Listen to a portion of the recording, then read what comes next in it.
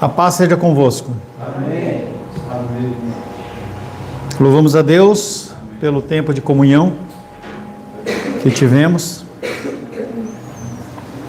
Queremos agora pedir que o Senhor possa nos abençoar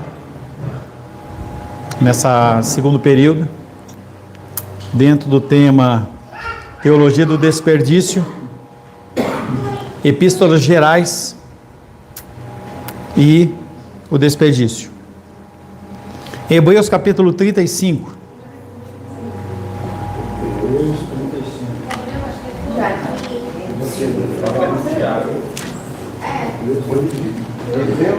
35 não é mesmo, está anotado errado aqui. Pastor, foi a princesa Áurea ou princesa Isabel? Lei Áurea, princesa Isabel. Se eu falei ao contrário, obrigado por me lembrar. Devia ter lembrado na hora. Porque senão corta o raciocínio. Hebreus capítulo 3.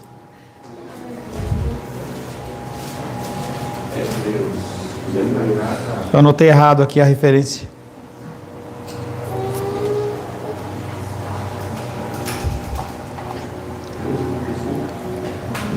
Hebreus capítulo 3.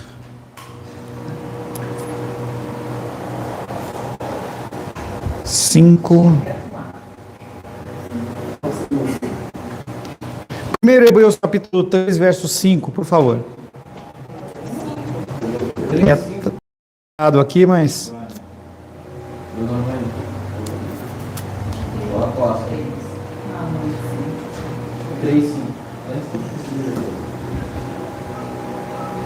E Moisés era fiel em toda a casa de Deus, como servo, para testemunho das coisas que haviam de ser anunciadas. Ainda, Vânia, 6 e 7.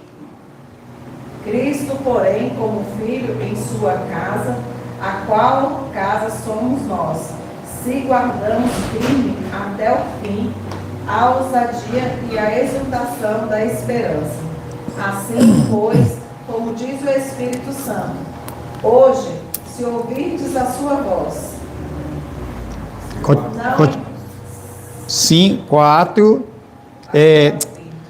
5, 6 e 7. Continua, até o 13. 3 versículos. Não, Vânia não. Agora Gabriel. Agora 7. 8, 9 e 10. Não endureçais o vosso coração, como foi na provocação, no dia da tentação no deserto, onde vossos pais me tentaram, pondo-me à prova, e viram as minhas obras por 40 anos. Por isso me indignei contra esta geração, e disse: estes sempre erram no coração. Eles também não conheceram os meus caminhos. André, ou Manu. Assim jurei na minha ira, não entrarão no meu descanso.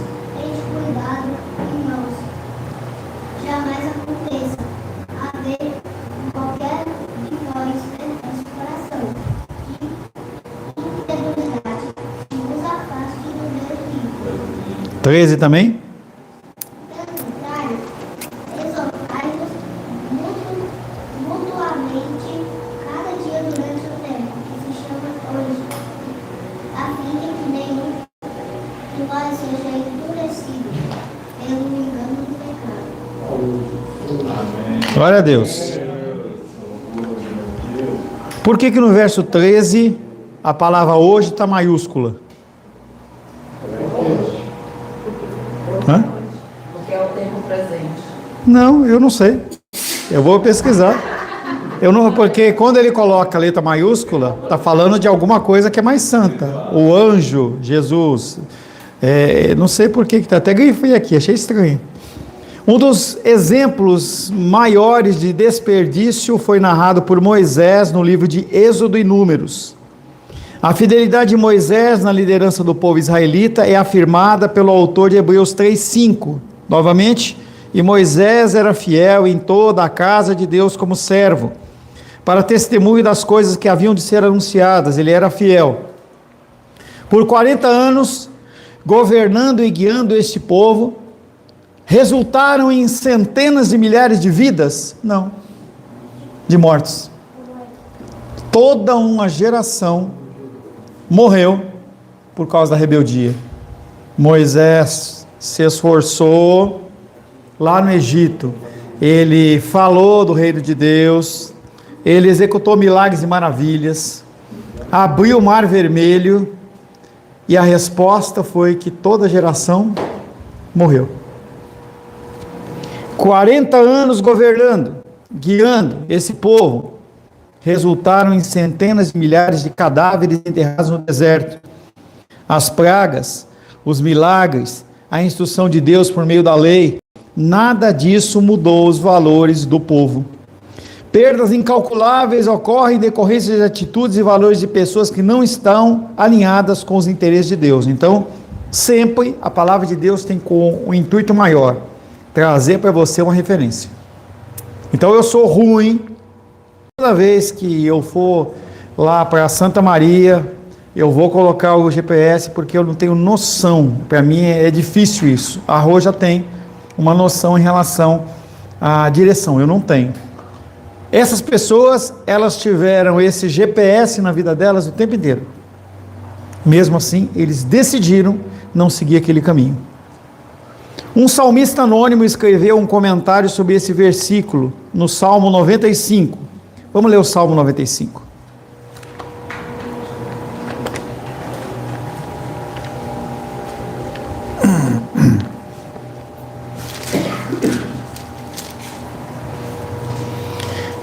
Vinde e cantemos ao Senhor com júbilo, celebremos o rochedo da nossa salvação.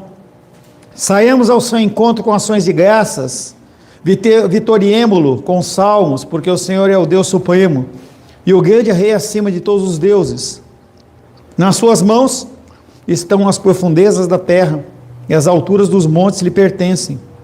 Dele é o mar, pois ele o fez, obra das suas mãos, os continentes.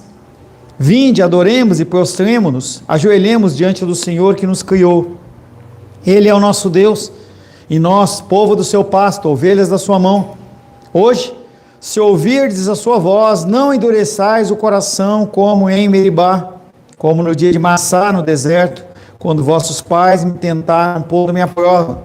Não obstante terem visto as minhas obras, durante 40 anos estive desgostado com essa geração e disse: é povo de coração transviado, não conhece os meus caminhos. Por isso, jurei na minha ira, não entrarão no meu descanso, que é exatamente o texto que nós lemos em Hebreus capítulo 3, verso 5 em diante. Alguns comentários a respeito desse texto de Hebreus, verso Salmo 95. Tendo ouvido a voz do Senhor, é de suma importância não endurecer o coração. Hebreus 3, 8. Então eles ouviram a voz do Senhor e eles endureceram o coração. Deixa marcado aí os Salmos e volta lá para Hebreus. Hebreus capítulo 3. 3. 3. 3. 3 ou 3, 1? 3. 3. 3. 3. 3. 3. 3:33. Ó, minha filha não dá risada. Tendo ouvido a voz do Senhor, de suma importância não endurecer o coração. Hebreus 3:8. Não endureçais o vosso coração como foi na provocação no dia da tentação do deserto. Então, o autor de Hebreus, ele vem trazendo nessa condição. O povo de Israel, no deserto, tendo visto tudo que viram, endurecer o coração. E ele fala para as pessoas que estão lendo, eu e você: não faça como eles. Não faça como eles. A dureza de coração descreve a atitude de alguém que não se importa com o que Deus diz, não teme as consequências de quebrar a lei do Senhor e vive como alguém que não ouviu nada.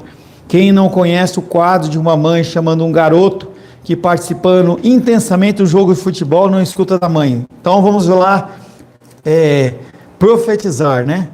O Joaquim, um cara que vai gostar de jogar futebol, e aí a Ais, ela vai lá, ele está lá na rua, naquele condomínio fechado, que a Embalou vai prosperar, vai estar aquela casa, aquele condomínio fechado, aquele gramadão, as crianças brincando lá, e aí a Ais, ela grita lá da sacada dela, muito bem estruturada, com um chão de granito, entendeu? E olha assim e fala assim: Joaquim! Joaquim! E ele fala: já vou, mãe! Vem, Joaquim! Aí ele já nem responde mais. E ela chama, e ela chama, e ela chama. O que acontece com o coraçãozinho dele? Ele endurece porque ele prefere jogar futebol do que atender a voz da mãe. Hã?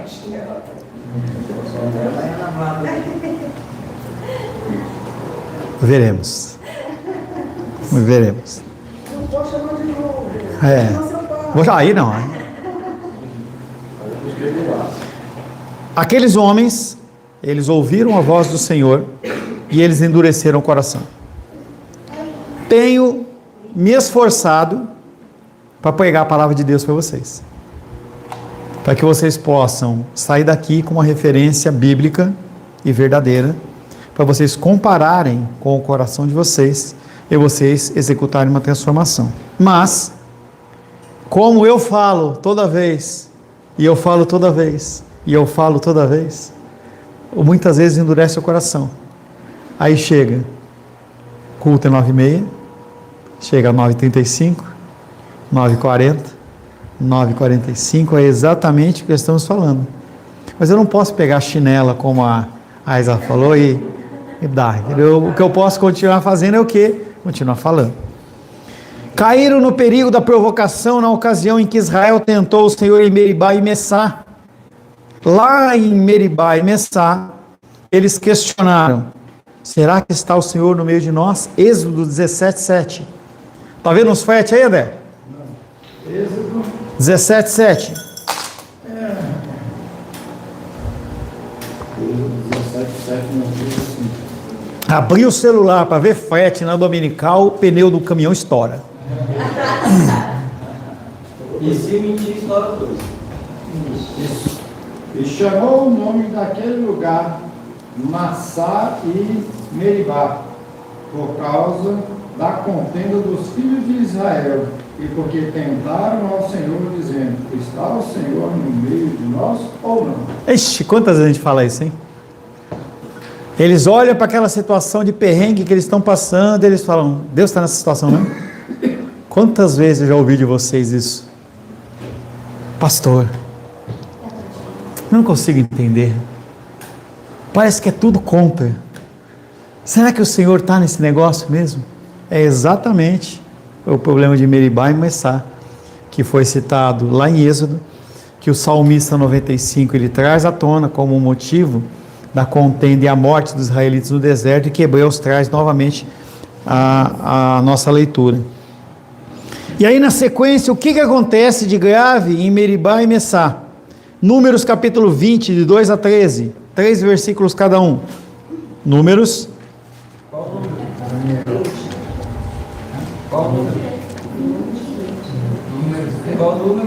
Números capítulo 20,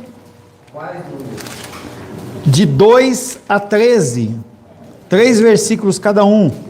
Quantos? 3.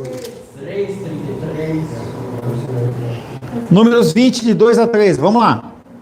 Não havia água para o povo, então se agitaram contra Moisés e contra Arão.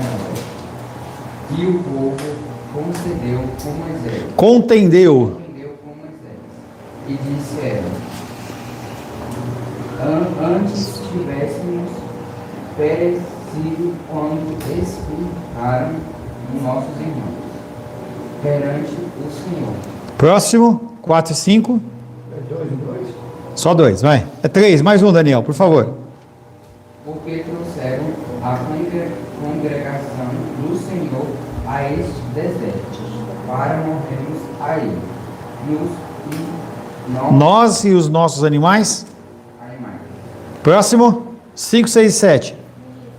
E porque nos fizeste subir do Egito para nos trazer este mau lugar, que não é de cereais, nem de filhos, nem de vides, nem de romãs, nem de água para beber. Então Moisés e Arão se foram de diante do povo para a porta da tenda da congregação e se lançaram sobre o seu rosto. E a glória do Senhor lhes apareceu. Disse o Senhor a Moisés. Luísa, não, Diene. Toma o bordão Arão e teu irmão, e diante dele falai a rocha, e dará a sua água. Assim lhe tirareis a água da rocha e dareis a beber à congregação e aos seus animais. Então Moisés tomou o bordão de diante do Senhor, como lhe tinha ordenado.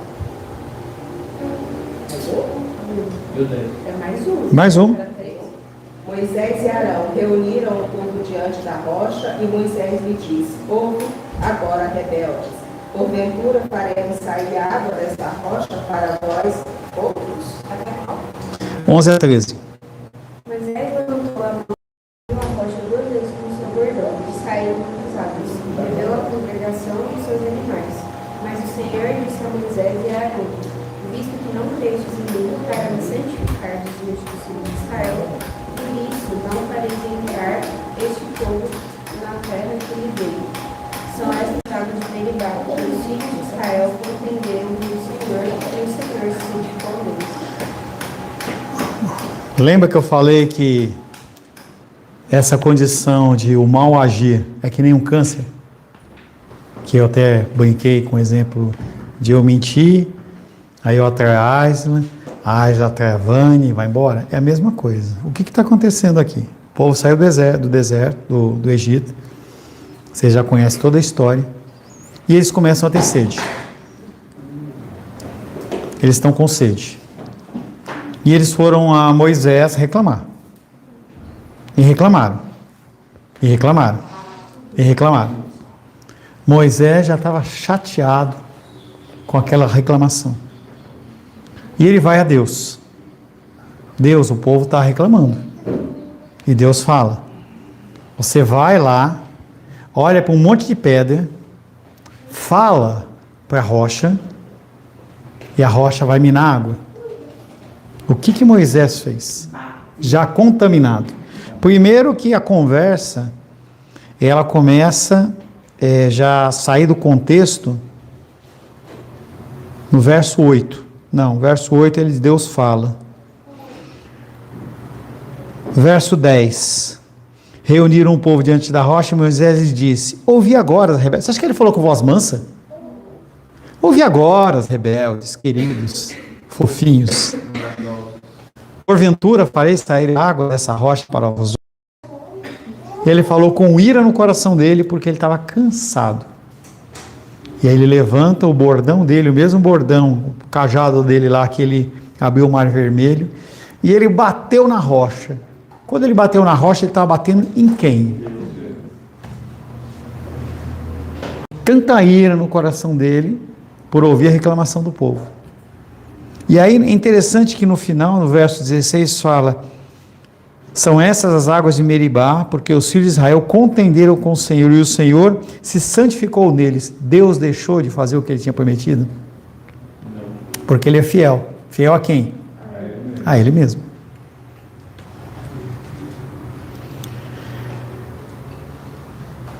A provocação acontece quando se fecham os olhos diante daquilo que Deus está fazendo e não se importa em fazer o que Deus realmente, claramente ordena. Terceiro, puseram o Senhor à prova durante 40 anos. Hebreus 3:9. Tem que manter Hebreus aberto. Onde os vossos pais me tentaram, pondo-me à prova, e viram as minhas obras por 40 anos, Deus continuou abençoando aqueles homens e aquelas mulheres, e eles continuaram com o coração endurecido. A ira de Deus se acendeu contra Israel, porque o povo sempre errava no coração e não conhecia os caminhos do Senhor. Consequentemente, os que saíram do Egito não entraram no descanso do Senhor. Hebreus 3, 10 e 11. Por isso, me indignei contra essa geração e disse: estes sempre erram no coração. Errar no coração, sempre errar no coração, tem um nomezinho que não é pecado, que eu já falei para vocês. Qual que é o nome?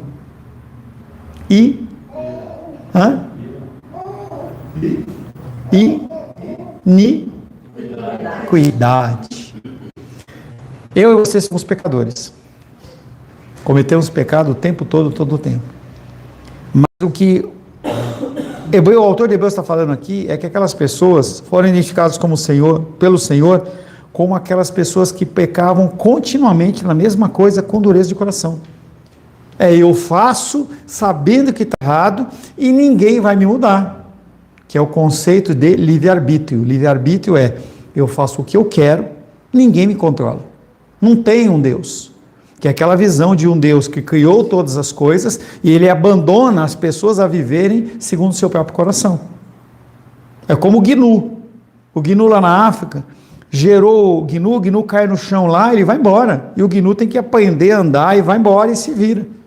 Eles acham que Deus fez isso e Deus não fez isso. Essa condição do livre-arbítrio, eu faço o que eu quero, ninguém me conforma, isso não funciona dentro dos princípios cristãos, em especial em relação à condição da salvação. Hoje reconhecemos a ira de Deus se acender contra o seu povo que busca prosperidade material e não reino. Quer a vida confortável com o mínimo de problemas, mas não procura santificação, sem a qual ninguém verá o Senhor. Hebreus 12:14. Hebreus 12:14.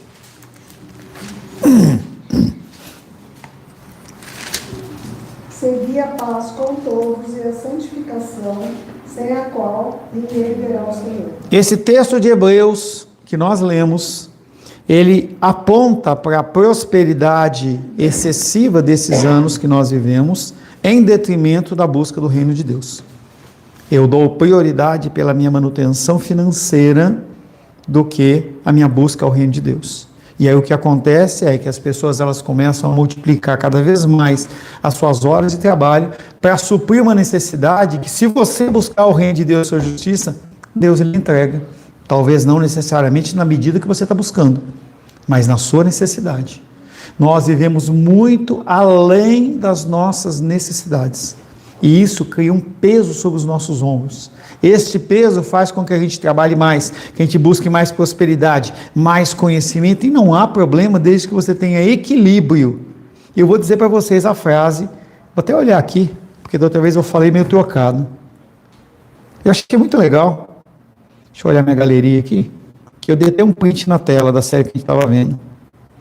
Galeria. Cadê? Você deseja mudar o mundo? Vá para casa e ame sua família. O que está dizendo? Sim, nós temos que trabalhar. Falava ontem com um rapaz. Nós, como homens, nós temos esse peso. Ele falava, eu estou sobrecarregado. Exatamente. E aquela máxima, quanto mais o homem se lasca, mais Deus é glorificado. Essa é a máxima do reino de Deus. E é por isso que Deus dá para o homem um ombro mais largo, para ele carregar mais peso. E eu falei para ele assim, se você realmente quiser aconselhamento, é exatamente isso que tem que acontecer. Enquanto ele se lasca, você dá um beijo na bochecha dele, e aí ele fica satisfeito, entendeu? Ele fala, vale a pena o que eu estou fazendo. E eu falei para ele assim, se você disser sim, saiba que você está dizendo que estou sobrecarregado, eu vou jogar mais 1 tonelada no teu ombro. Ele mudou a feição dele. Eu falei assim, é bom que você ora e você decide o que você está querendo. As pessoas hoje, elas estão querendo a prosperidade muito mais do que o reino de Deus. A exortação de Hebreus 3:12 deve ser ouvida com reflexão. Cuidado, irmãos, para que nenhum de vocês tenha um coração perverso e incrédulo que se afaste de Deus. A recomendação que bem pode evitar o desperdício da morte espiritual é clara. Primeiro, encorajar uns aos outros todos os dias, porque a tendência da nossa carne é ouvir e imediatamente esquecer do que Deus falou. Encorajar é continuar falando, continuar falando, continuar falando, continuar falando. Pô, pastor, mas eu falei para minha esposa aquilo lá, e ela fez, e ela não é uma criança. Eu falei, você como homem tem a obrigação de continuar falando, e falando, e falando. Segundo, discernir com a cooperação de irmãos mais maduros no caminho do Senhor, quais os pecados que nos vêm enganando hoje, para vigiarmos e nos protegermos. Se cerque de pessoas que não vão apoiar o seu pecado. Não se cerque de pessoas que gostam daquilo que você gosta, mas é o que nós gostamos de fazer. Então, se eu gosto de jogo, se eu gosto de fumar, se eu gosto de pescar, se eu gosto de som, eu vou me cercar de pessoas dessa forma. Se eu gosto de som, e o Nicolas gosta de som, e ele está com o desejo no coração de gastar R$ 5.000 em um novo som para o carro dele, e ele vier falar comigo, eu vou falar para ele, nossa cara, é demais cara, meu sonho é esse, eu vou colocar pilha para ele fazer aquilo. Agora, se tem uma pessoa que está consciente, ela fala assim, mas será que é o momento certo? Será que é a hora? É a frase chamada, o cara que é o advogado do diabo. As pessoas não gostam, mas são essas pessoas que estão perto da gente, porque elas vão nos trazer um norte diferente do que aquilo que a gente já sabe. Por que não funciona Alcoólicos Anônimos? Porque todos ali pensam igual. Por que eu vou condenar a Diene no vício do álcool dela, se depois eu vou testemunhar? Está amarrado. Está amarrado. Entendeu?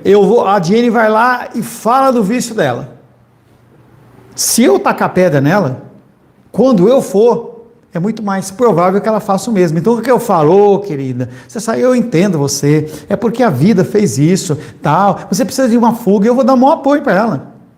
Nós temos que buscar pessoas que sejam com pensamentos contrários ao nosso, para a gente poder ter uma outra forma de pensar. Terceiro, rejeitar uma falsa doutrina de perseverança, que afirma que uma vez batizado, incluído na membresia de uma igreja, o destino da glória ficou garantido. Mentira! Ser batizado faz parte da confissão cristã? Sim. Aceitar Jesus? Sim.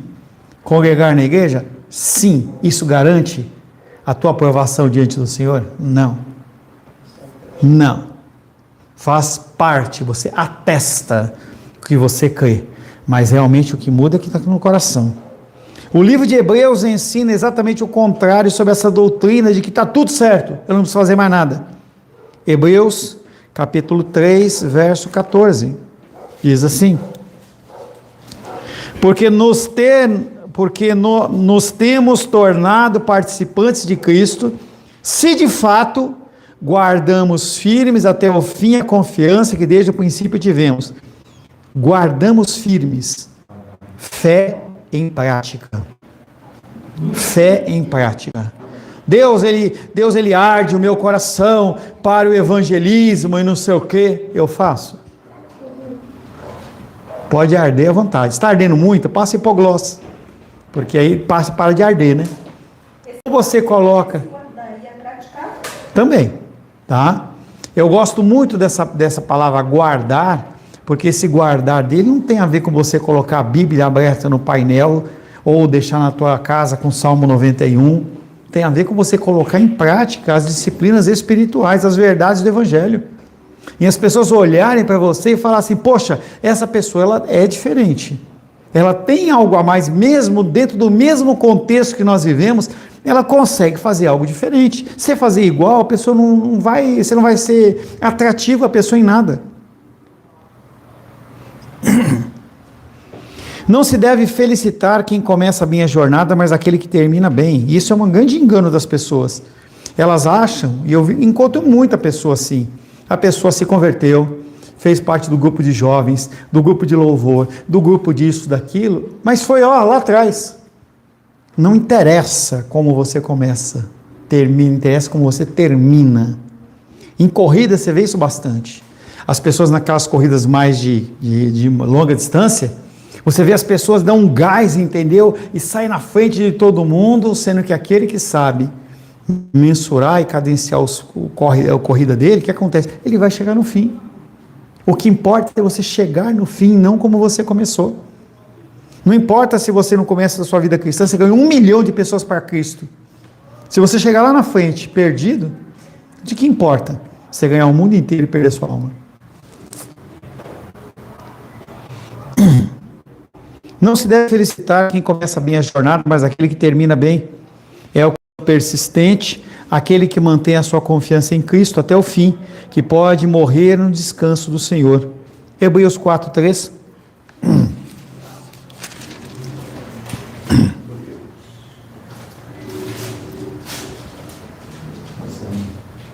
Nós, porém, entramos no descanso, conforme Deus tem dito. Assim jurei na minha alma, na minha ira, não entrarão no meu descanso, embora certamente as obras estivessem concluídas desde a fundação do mundo. Aqueles homens, eles creem, nós temos dois grupos de pessoas. Tem as pessoas que creem que realmente entrarão no descanso e aqueles que acham que entrarão no descanso e Deus fala, não vou entrar.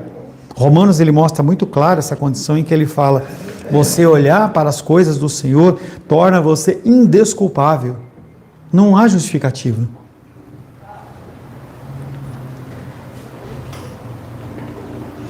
Mesmo sendo teologicamente correta, uma vez salvo, sempre salvo, não ajuda em nada o cristão que conclui presunçosamente que uma vez que fez a profissão de fé e cumpriu os atos religiosos, ele não precisa fazer mais nada.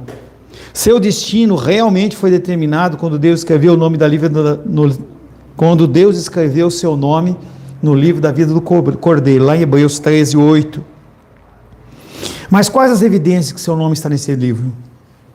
Como você olha diante do espelho e você diz, realmente eu sou salvo. Então, se eu quiser provar que eu sou casado com Rosângela, eu posso, primeiramente, mostrar minha aliança. Está aqui, Rosângela.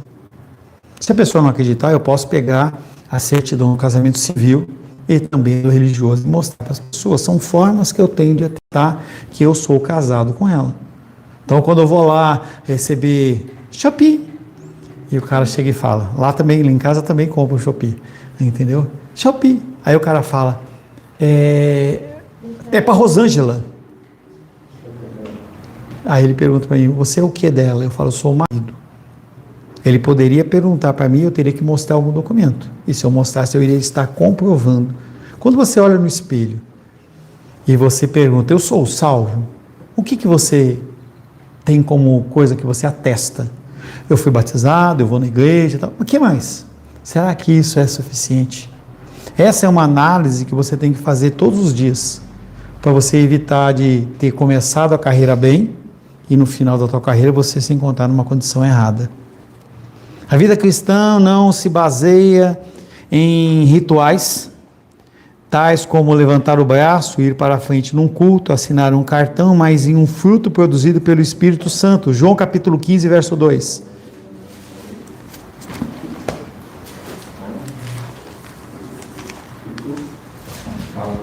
João capítulo 15, verso 2.